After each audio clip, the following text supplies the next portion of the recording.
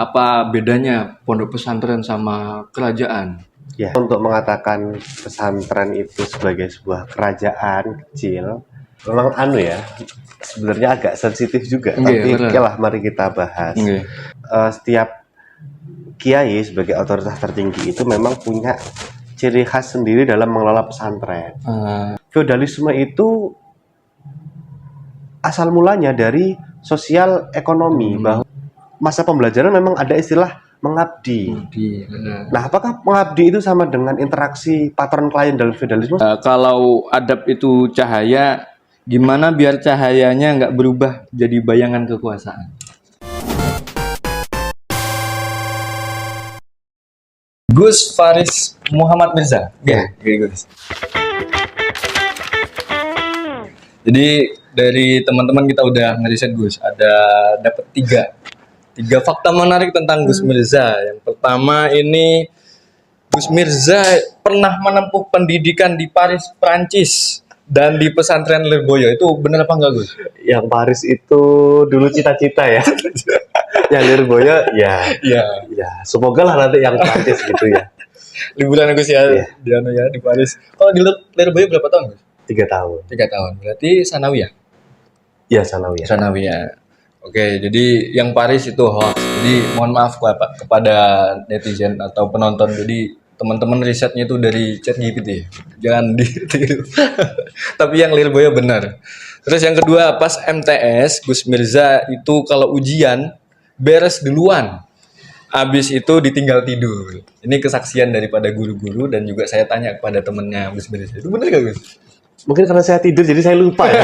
Karena saya kan tidur ya. Bener sih, Gus. Terus kemudian saya lupa. Tapi ya sejujurnya saya dulu berusaha ngerjakan sebisa mungkin, karena kalau pulang terus nunggu yang lain, jadi saya berusaha tidak rame dan ketiduran begitu. Mungkin lebih tepatnya ketiduran. Tidak rame tapi ketiduran. Oke, yang ketiga ini Gus. Ini kan sebagai juga ahlul kohwah. Kok kohwah sih? Pokoknya penikmat kopi. Jadi Gus Mirza ini termasuk penikmat kopi BM Mbak Yul apa tidak ini Gus? Ya, memang yang paling enak yang diaduk oleh Mbak Yul ya. Mbak Yul. Jadi alhamdulillah begitu. Betul.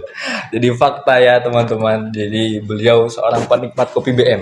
Jadi perlu penonton ketahui, kopi BM tuh berada di belakangnya Hotel Hidayah yang ada di Jombang Tebu Ireng. Oke, kita monggo lanjut podcast guys. Terima kasih.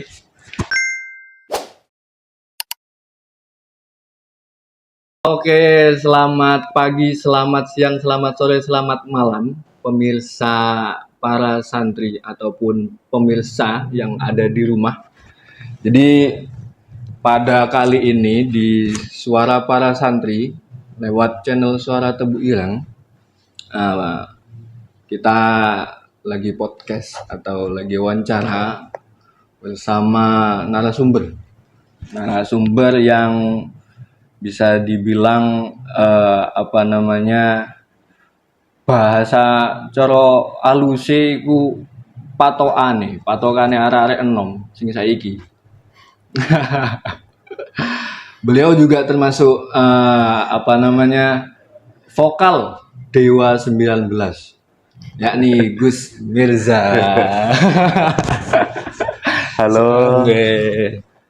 Selamat pagi, selamat siang Gus Mirza. Ya, selamat siang juga. Alhamdulillah. Beliau ini merupakan salah satu zuriyah dari Mbah Hashim Asy'ari Tebu Ireng Jombang, yang mana beliau sekarang niki nggih Gus ten Pondok Pesantren Al-Masruriyah. Ya, sekarang di Pondok Pesantren Al-Masruriyah. Alhamdulillah. Saat niki kesibukane napa Gus? Jadi pengangguran yang profesional. Pengangguran yang profesional ya. Terus oh ya Gus, kalian ini juga ya promosi SIM Sohing. Ya sambil bantu teman-teman untuk meramaikan acara-acara SIM Sohing. Jadi saya pribadi kenal Gus Mirza salah satunya lewat SIM Sohing teman-teman. SIM Sohing itu ada kegiatan Simtud Duror yang mana dilaksanakan di Pondok Pesantren Tebu Ireng Gus, di Masjid Ulul Albab. Nah, beliau ini selaku pembicara yang mana ada kitabnya. Niku Apa Gus? Kitabnya Nasoihul Ibad. Nasoihul Ibad. Nggih. Jadi teman-teman, yang saya ketahui dari Gus Mirza, selain zuriyah dari Mbah Hasyim Asy'ari, jenengan berapa bersaudara nggih Gus? Saya 5 bersaudara. 5 bersaudara. Berarti jenengan anak yang Pertama, pertama. Yang kalau Gus Ivan nih Gus? itu sepupu. Oh sepupu. Misanan. Ya. Oh misanan. Yang kalau kenal kan yang sering kalau tinggalin niku nggih Gus Ivan, Nggih. Gus Ibni, ngoten nggih. Nggih. Jadi teman-teman, pada kali ini kita akan membahas yang mana lagi viral di TikTok ataupun di Instagram, yang mana ada cuplikan video yang mana itu Gus, ada video yang menggambarkan seorang wanita entah kerajaan atau bangsawan, dia memberikan uang yang mana di bawah itu rakyatnya mengambil ya seperti kelaparan dan yang lain. Nah, itu dikomparasikan atau disama padukan dengan cuplikan video Bu Nyai atau Pak Yai yang pas ketika jalan santri-santrinya itu di bawah. Ya. Salim-salim. Ada juga pas ketika Bu Nyai atau Pak Yai tersebut itu memberikan jajan. Jadi ya sama seperti yang sebelumnya itu di video tadi itu.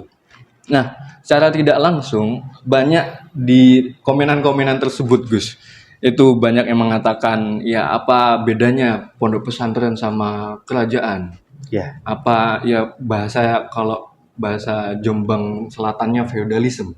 Ya. Feodalisme. Nah, mungkin Gus, menurut jenengan istilah kerajaan ini tepat untuk menggambarkan pesantren itu seperti apa Gus?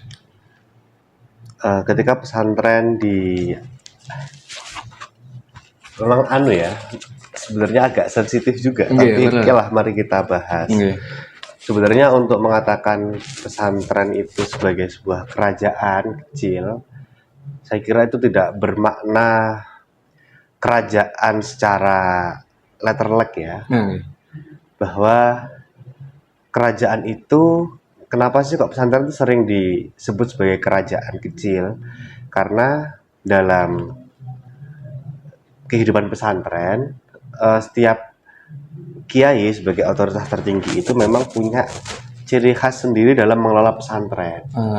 Yang mana biasanya interaksi antar pesantren itu ya membebaskan. Artinya pesantren satu maunya di pola begini dalam hal kurikulumnya, dan pesantren lain begini. Itu sangat memang dibebaskan. Dalam undang-undang pesantren pun kearifan lokal itu menjadi salah satu hal yang silahkan untuk dikembangkan sendiri-sendiri. Bahwa kerajaan kecil yang punya otonomi sendiri, saya kira itu terlalu jauh. Tapi sepahaman saya memang ketika pesantren dikatakan sebagai kerajaan kecil itu karena pesantren punya ciri khas yang berbeda-beda dan memang tidak bisa diseragamkan. Nah, sehingga antar pesantren itu biasanya ya pengen saya begini gitu. Anda kalau punya pesantren ya silakan diatur sendiri bagaimana, selama tujuannya untuk kebaikan. Benar. Juga saya melihat fenomena tersebut dalam artiannya tadi, video tadi itu. Saya secara tidak langsung kan saya juga dari Kalimantan gitu.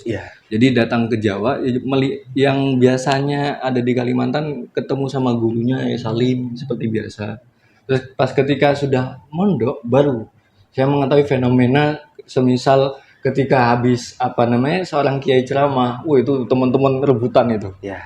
Rebutan minuman dari kiai tersebut. Juga banyak berebutan untuk awalnya sandalnya itu loh Gus, dikembalikan. Jadi secara tidak langsung juga bisa dikatakan kalau seperti itu atau adab itu sebagai warisan budaya. Ya, adab sebagai warisan budaya mungkin iya, mungkin tidak. Budaya itu kan harus kita maknai yang pertama sebagai cara orang berpikir dan bertindak. Pesantren itu ada di Jawa. seperti yang kita tahu, Jawa sendiri juga terdiri dari Jawa arean ya. Jadi Jawa itu ada Jawa arean, misalkan Surabaya. Oh, nggih. Surabaya itu arean, kita beli pecel di Surabaya, Bu, tumbas, pecel, damel, ulam, lu malah nggak paham. Terus ngomong segenang lu Le. Karena arean itu Arean. budayanya frontal. Nggih, bahasa selengean ngoten nggih. Itu arean. Arean. Ada lagi budaya Jawa itu budaya keratonan. Keratonan, sing alus ngoten nggih. Nah, kalau kadang orang itu suka dengan budaya keraton, ya kalau kita jadi keluarga keraton gitu. Kalau Oke. kita gak jadi keluarga keraton tuh ya loro kabeh Nggih, gitu. nggih sih. Bahasanya. Iya. Wah, keren ya keraton itu dihormatinya begini. Oh, nggih. Loh ya kalau kamu jadi keluarga keratonnya, saya tuh mesti begitu. Tapi kalau Anda jadi rakyat jelatanya di era keraton ya sangat sangat tidak enak begitu. enak. Nah, hemat saya, adab-adab yang ada di pesantren itu ada campuran antara adab-adab Jawa yang dibawa kemudian dijadikan di pesantren. Nah, sering salah pahami bahwa adab-adab ini menjadi saklek dalam koridor Islam.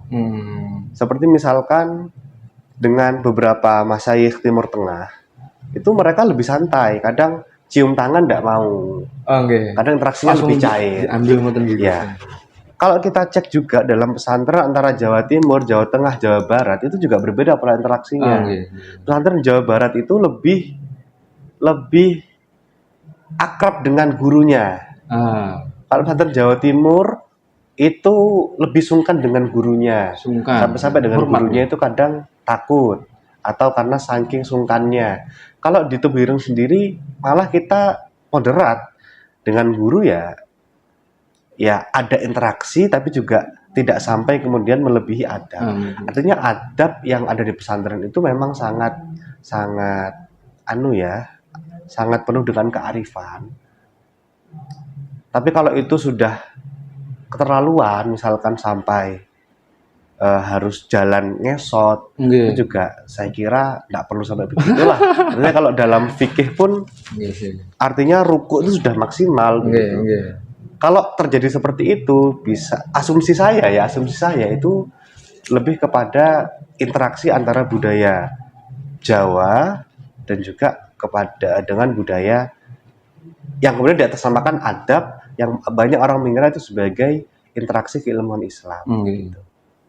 Jadi Gus dari perihal tadi, kalaupun diambil sisi positif atau negatif perihal karisma kiai dan ketaatan santri itu seperti apa Gus? Menurut jenengan?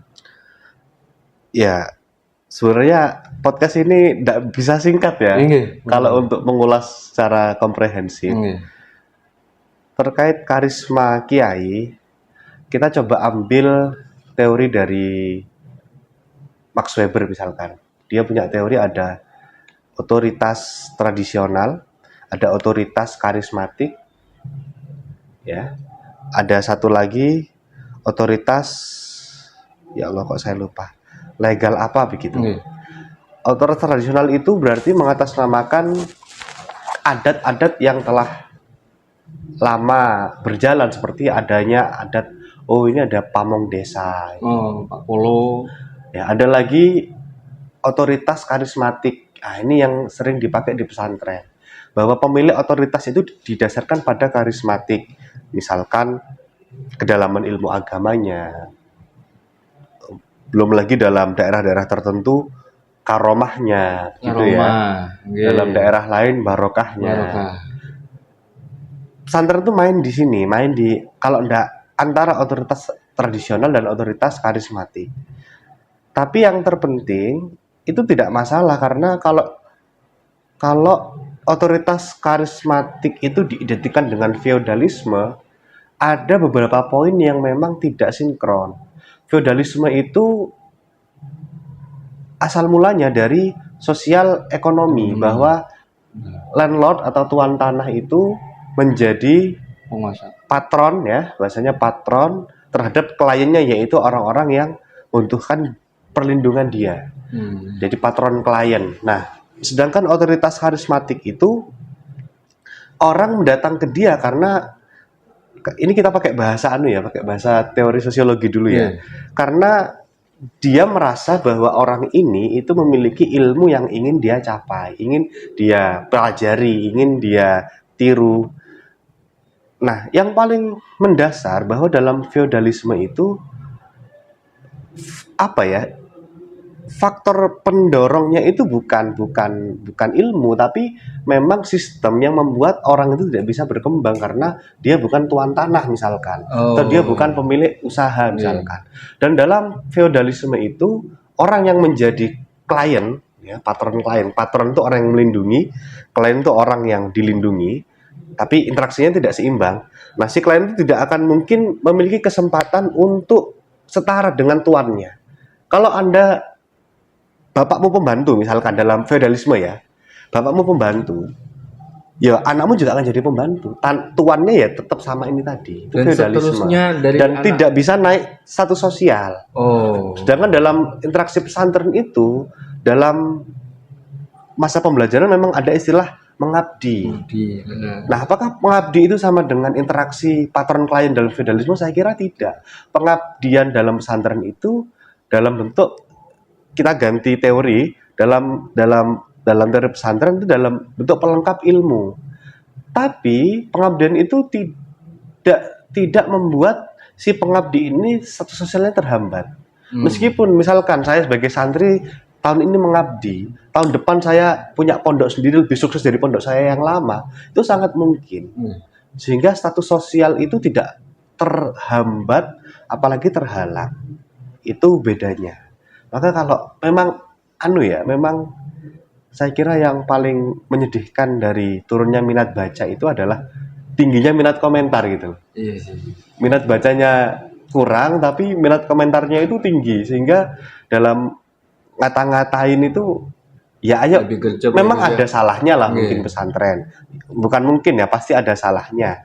Tapi ayolah kita duduk bersama supaya tidak buru-buru bilang perbudakan, Iya. supaya tidak buru-buru bilang feodalisme. Saya di sini juga tidak ingin defensif, tapi kita bahas saya juga bawa teori gitu. Saya tidak cuma bilang bukan feodalisme, tapi memang ada teori yang lebih pas daripada feodalisme. Gitu.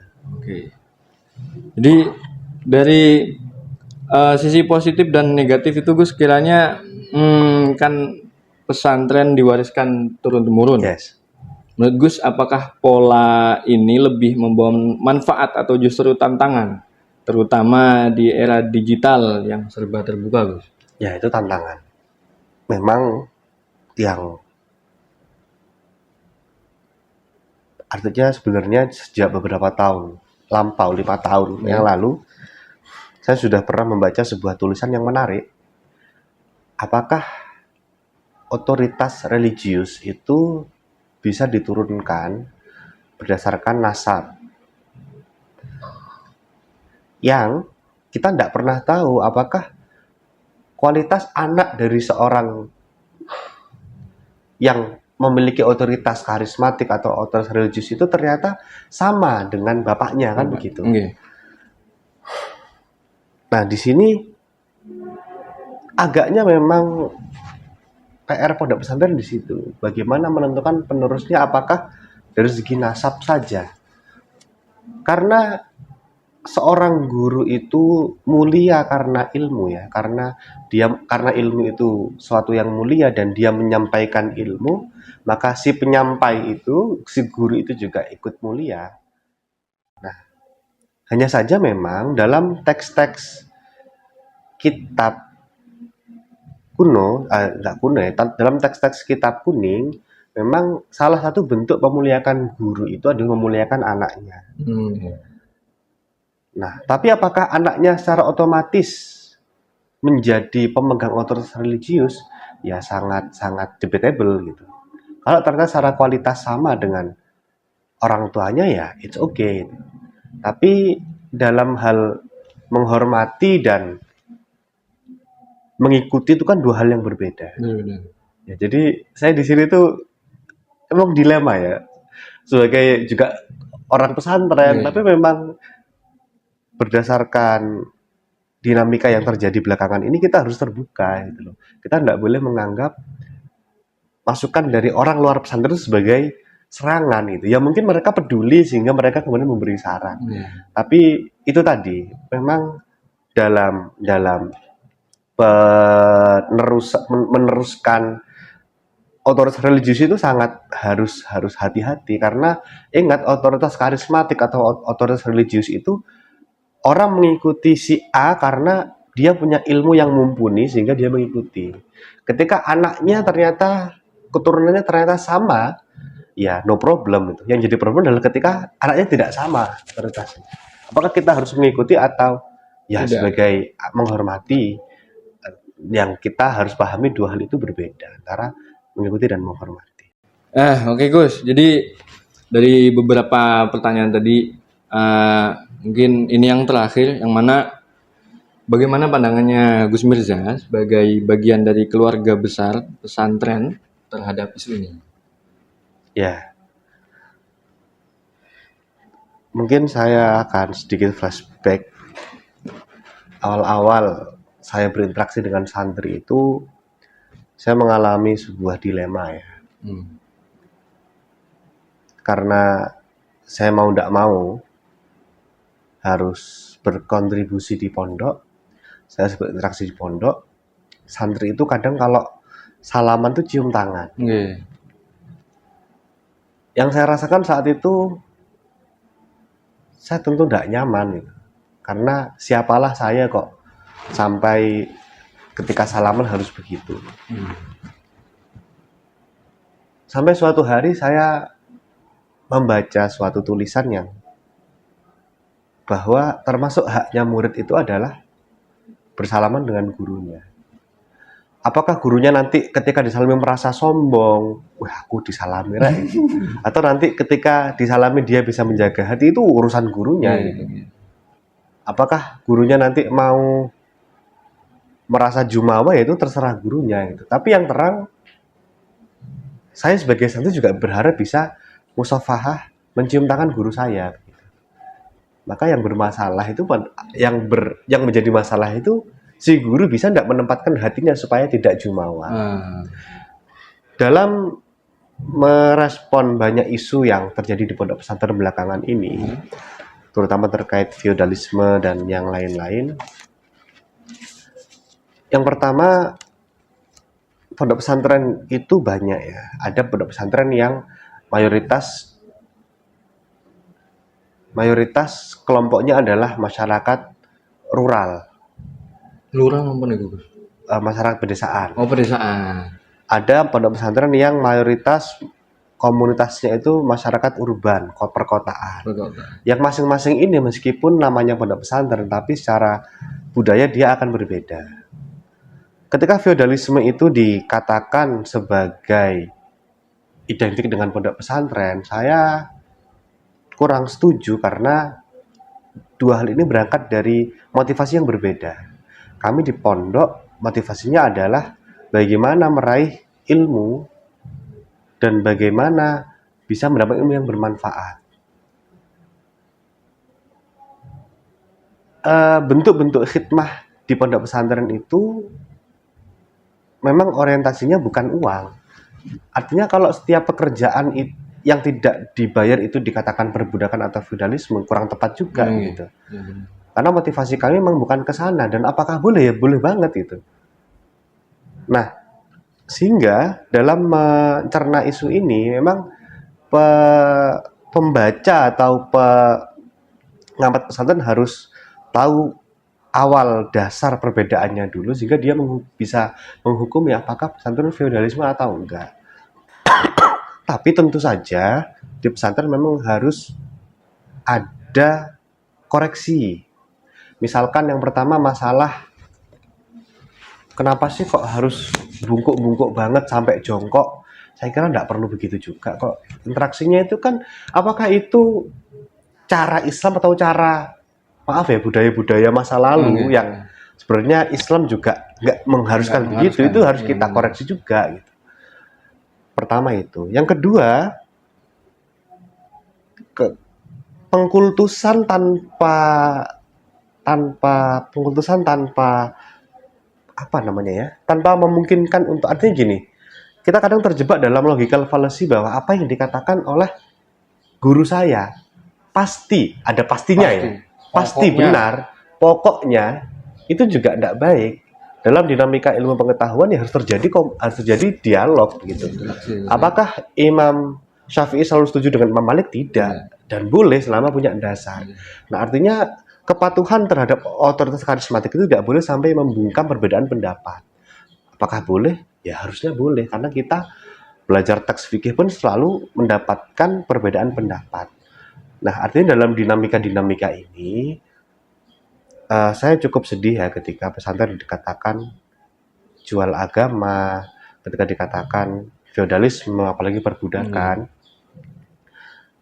Dan saya harap bantahan-bantahan dengan menghadirkan beberapa teori tadi yang memang belum kita bahas secara komprehensif, itu setidaknya bisa memantik. Tapi juga dari sisi pesantren kita harus berbenah. Dari segi infrastruktur, ya, seperti yang duka kita kemarin, yang kedua, yang kedua dari segi interaksi, karena ada pesantren yang memang membolehkan beda pendapat, ada yang memang mau beda pendapat saja enggak sungkan. Ada. Kemudian yang terakhir tadi,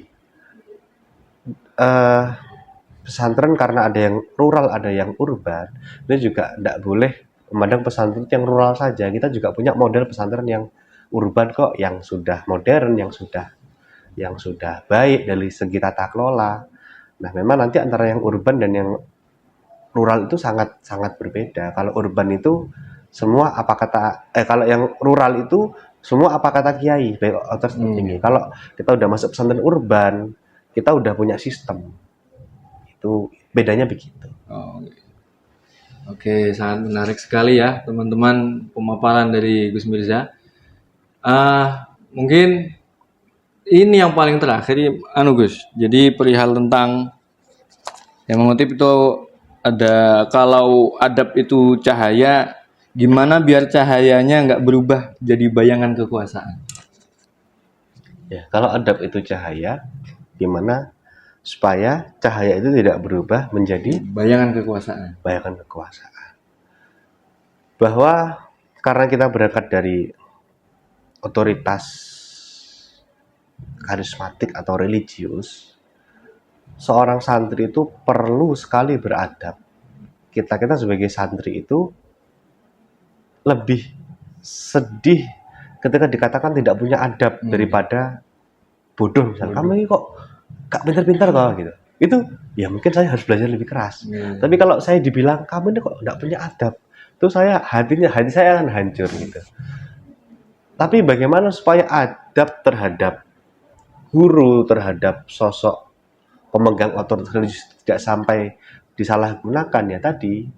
Artinya memang kita harus harus terjadi dialog, harus terjadi pertukaran pikiran yang tidak jumut.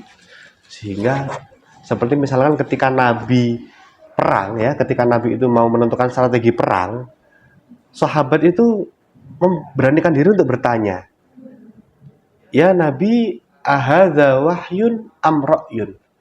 Keputusan panjenengan ini wahyu atau pendapat pribadi? Kalau wahyu ya saya akan menerima, tapi kalau ini pendapat pribadi saya punya masukan. Ya, artinya kan boleh berarti. Nah, sehingga dalam adab itu harus diartikan begini.